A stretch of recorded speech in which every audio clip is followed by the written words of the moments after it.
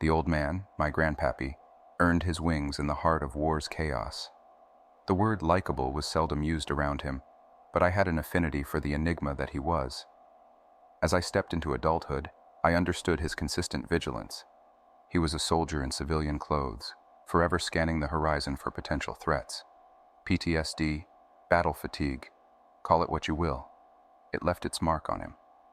Ma whispered tales of a jovial man he used to be before the specter of Vietnam sucked him dry. I reckon his airborne lineage fueled my fantasies of galaxies beyond, astronauts, and the wild blue yonder. Our sparse conversations invariably veered towards the cosmos.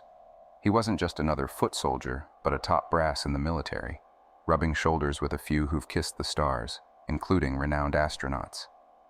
Once, my curiosity pushed me to ask if he ever brushed past a moonwalker. "Stay clear of the moon, son," he retorted. "There's a darkness there you can't imagine." He left us in 04, not taken by war, but by the natural course of life. A couple of moons ago, we decided to breathe new life into the house of my grandparents. The attic, a graveyard of the past, yielded an intriguing find. An antique metallic box. A cornucopia of my grandfather's relics was nestled within, including a military medal, a sheaf of weathered documents, and a photograph of the old man flanked by two strangers. Grandpappy looked to be in his 40s, which pegged the photograph to the 70s. They were swathed in space gear against a setting reminiscent of NASA, albeit devoid of any insignia. Just a monochrome void. A cryptic title, Dawnbreaker, adorned their mission patches. The pieces didn't align. My grandfather, an astronaut, the secrecy surrounding it all, and Dawnbreaker, a mission that eluded public knowledge. This clandestine mission must have been shrouded in layers of secrets. But to what end? The answers lay beneath the documents stacked at the bottom of the box. What I transcribe below may unsettle some of you. To my beloved family, if these words are before your eyes, I must unload a burden I've carried. In 1972, I was not in Vietnam. The truth was forbidden, but if you've uncovered this, it's inconsequential now. In 1965, a select crew of pilots and I were ushered into a covert cadre of space explorers, conduits for the government's secret operations in the cosmos. The fanfare and glory that graced our public counterparts evaded us, but we served our country in silence. The dawn of 1972 brought news of a covert satellite that had been spying on the moon's dark side. The purpose of its existence was hidden from us, but a recent crash had marooned it on the lunar surface. The data it held was deemed vital. The government was intent on retrieving its memory module and chose me and two others for this clandestine task. We were the beneficiaries of the equipment originally assigned to Apollo 18, a decision that ruffled more than a few feathers within the Apollo team. Our command seemingly eclipsed even NASA. Our moon mission was shrouded in secrecy, of course. On paper, I was in Vietnam, while in reality, we were in the throes of training for our lunar expedition. A few months of relentless preparation found us at the foot of our rocket, the vehicle destined to breach the boundaries of our world. I was anointed the mission commander, with Lieutenant Carver at the helm of the Lunar Excursion Module, LEM, and Lieutenant Ackerman presiding over the Command Service Module, CSM. It was a 3-day voyage to our celestial neighbor. Every circumnavigation around the moon, each instance of radio silence as we were obscured by the satellite, brought a sense of vulnerability. The moon's dark side was an alien entity compared to the familiar landscape we often see. The usual silver plains and calm lunar seas were replaced by a jagged terrain of abyssal craters, as though the universe was gnawing at its edges. The decision was finally made to descend into this alien landscape. With a silent prayer for a safe journey, Lieutenant Carver and I detached the Karen, our lunar module, from the mothership Trinity, piloted by Ackerman. Our landing was devoid of the thunderous applause and cheers that usually echo through the halls of ground control. Instead, Ackerman's solitary voice came through the comms. "Congratulations, Karen, relaying your victory on the other side. Stay vigilant, brothers." As his voice faded, the realization of our isolation set in. Our lifeline to the world was Ackerman, sandwiched between communication with us and ground control as he orbited the moon. Each revolution, we'd share about 35 minutes of communication, leaving us to confront the unknown void in silence for the remainder. Our lunar touchdown was on a plane that rested within a cavernous crater. Contrary to popular belief, the dark side of the moon wasn't shrouded in eternal darkness. The illumination varied with the lunar phase, and we landed bathed in daylight. However, we knew our sanctuary of light would soon be swallowed by darkness. Excitement and curiosity swelled within me as we braced ourselves to traverse this alien world. While waiting for Ackerman's relayed instructions from ground control, we suited up. "Command extends their congratulations. You're cleared to proceed with recovery." His voice rang out, breaking the eerie silence that had descended as I made my first imprint on lunar soil. Unsure of what profound words to utter at such a moment, Carver and I chose action over words. We assembled our lunar rover and embarked on our mission after planting our flag as a testament to our journey. As we navigated the lunar surface, a glint caught my eye, akin to sunlight reflecting off a metallic surface. However, given the space radiation's propensity to create optical illusions, I shrugged it off. A couple of hours of driving led us to the satellite, or rather, its skeletal remains. The eerie quiet was shattered by Carver's disbelieving exclamation, "What the hell is this?" Footprints, unrecognizable and numerous, surrounded the crash site. A pair of parallel tracks, distinct from ours, led away from the wreckage. My voice echoed his disbelief. "Seems someone beat us to the punch." We found the compartment where the data box should have been, but it was conspicuously absent. The peculiar circumstances prompted an immediate relay to Ackerman. "Who could have taken it?" he puzzled. "Russians, they don't have a lunar program, and how did we miss another landing?" Carver cut in. "For all we know, they might be oblivious to our presence, just like we were to theirs." "We're on the trail," I declared. Ackerman questioned our decision, but Carver, despite voicing his reservations, stood by me.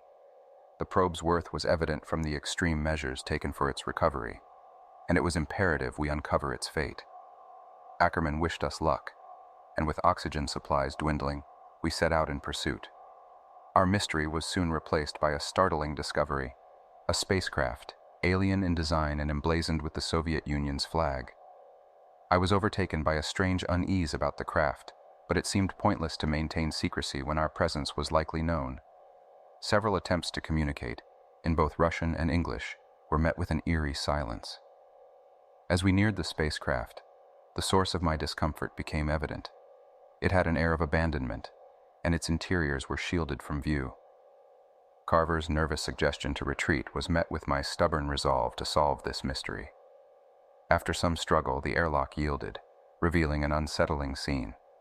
The inside was a disaster, coated in a brownish-red substance that I hoped was the remnants of food packets strewn across the floor. Pushing the grim alternative out of my mind, I noted the craft was designed for two.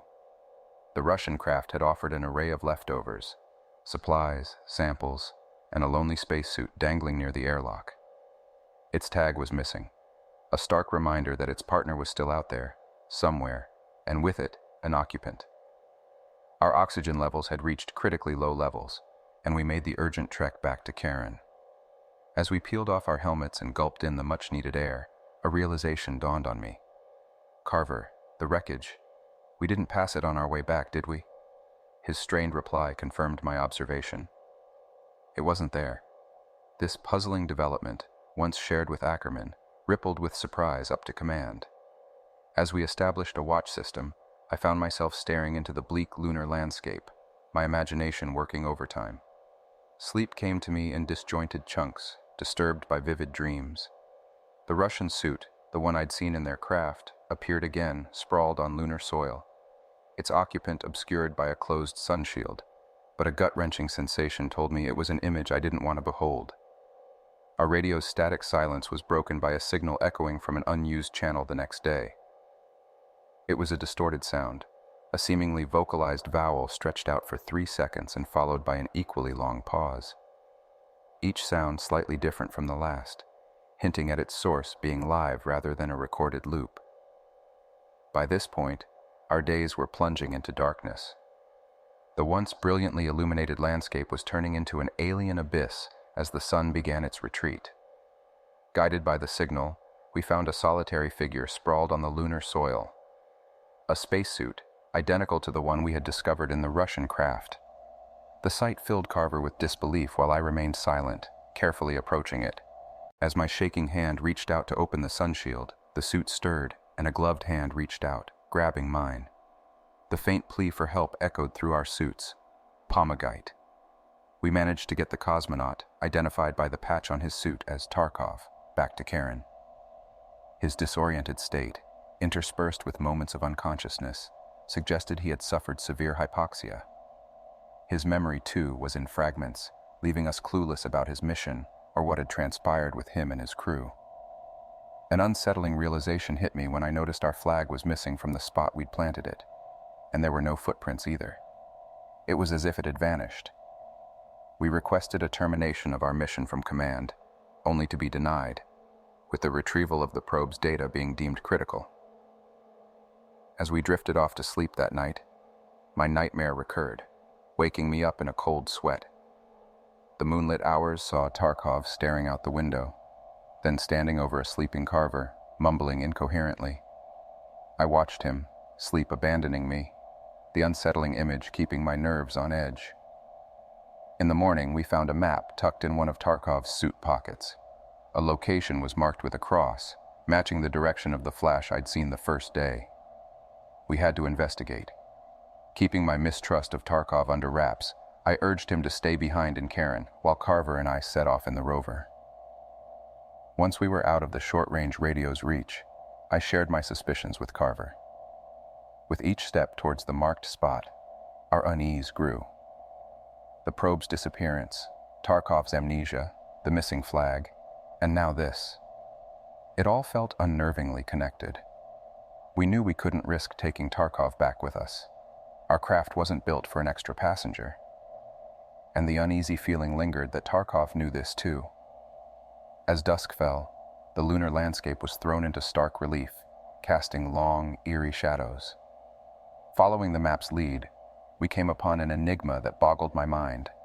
A three-sided structure, around 10 feet tall, completely smooth, and as dark as the vacuum of space itself. "What is this?" Carver murmured, his voice barely above a whisper, shrouded in an unmistakable tremor.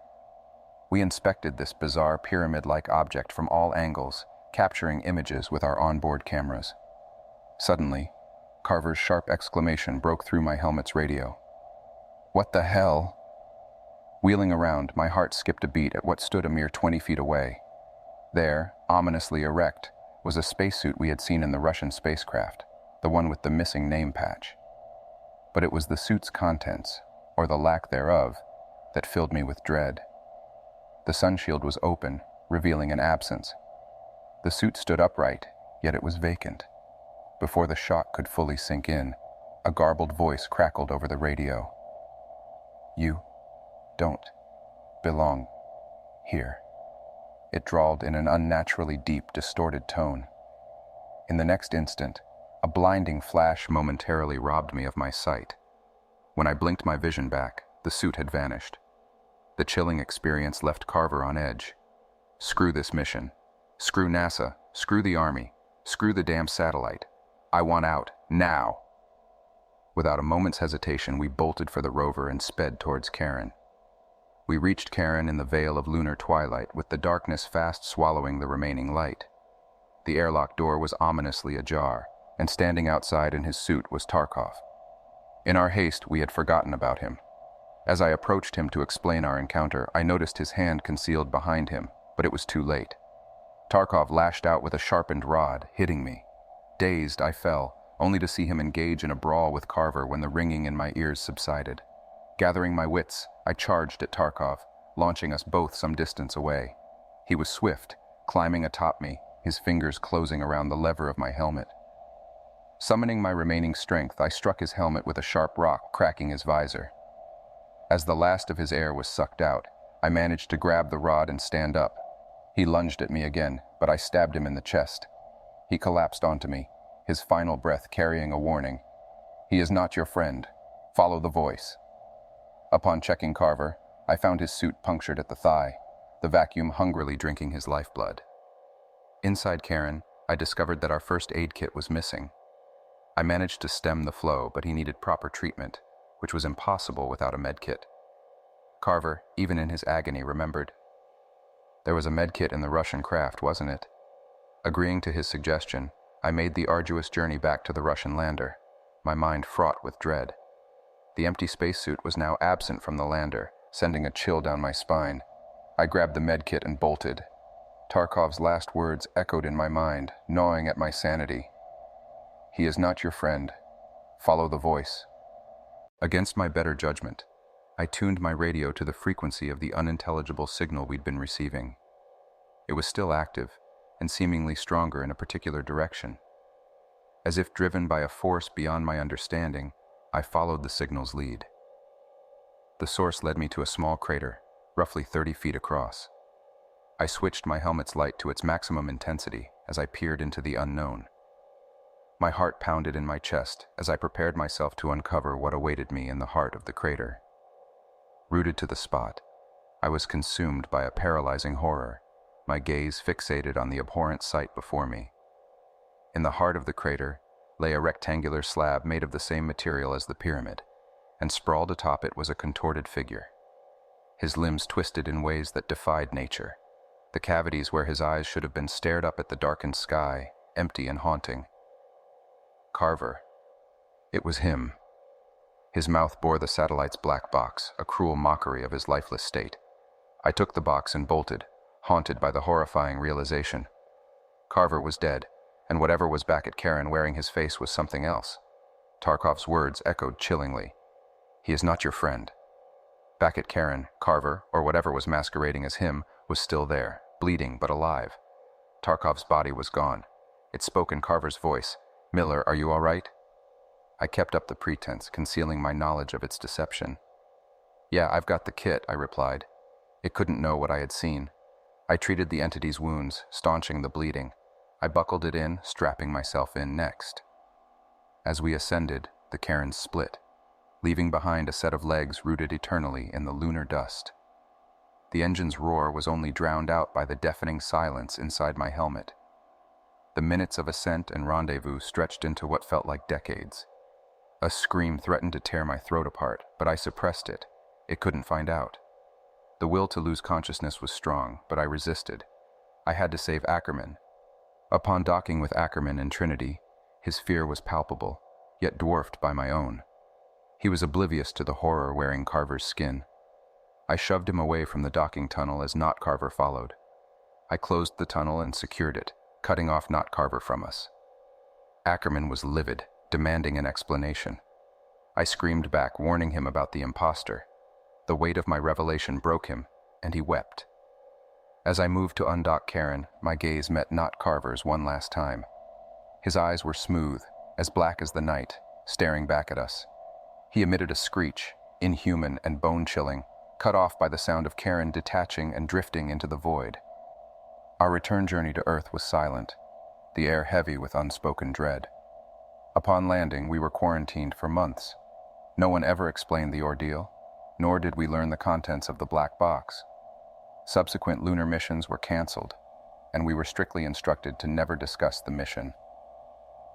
I never saw Ackerman after that. Years later, I received a visit from two men, bearing the grim news of Ackerman's death. His body bore the same mutilation I'd seen on Carver, his limbs twisted and his eyes gouged out.